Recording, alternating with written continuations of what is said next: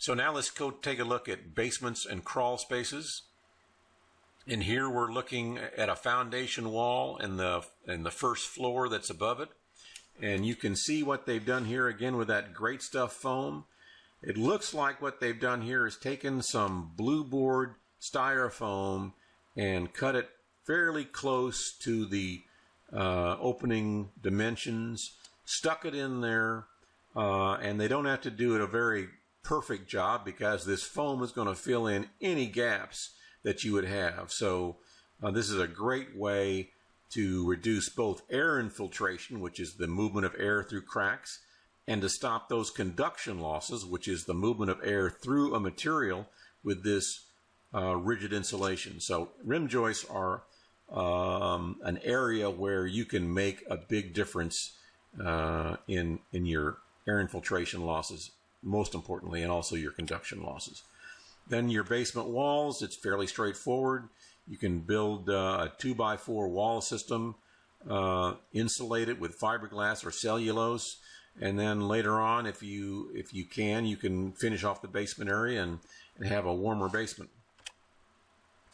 If you're in your basement and you're looking at where utilities come in and you can actually see light through those holes, you really want to get in there and use some great stuff. And this is the one of the cans that is available for homeowners at Home Depot or Lowe's or anywhere like that.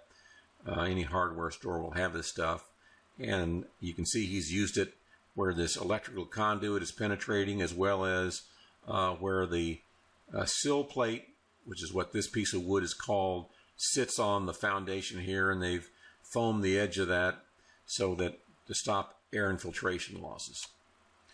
Another thing to look at are cracks in the foundation. A lot of times these cracks will go all the way through. Sometimes they need to get a professional to take a look at it. But if that crack goes all the way through, that's a ready-made place for air infiltration to come through, let alone water or other things. So those certainly need to be addressed. Cellar doors are an area that typically go into a crawl space or a larger crawl space is what this kind of is. It's kind of a glorified cellar basement. But this door here, I guarantee you, is very poorly constructed to protect against getting the area below the house down here cold. You can see there's a gap underneath the door here.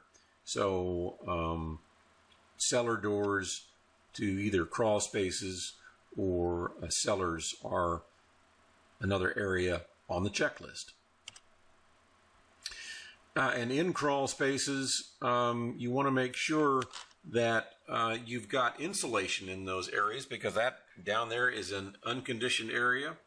And one caution is that if you've got plumbing pipes running through here and that have never frozen over time, and let's say this is not insulated, but you've never had any problem with freezing pipes or anything like that, now you're going to insulate. And if you've got a pipe running through here, what you've done by insulating is you've taken that pipe that was relying on the heat coming from up above to keep it from freezing, and now you've reduced that water pipe that's run down through here to be able to be warm anymore. And so it's going to freeze, and you're going to have a broken pipe.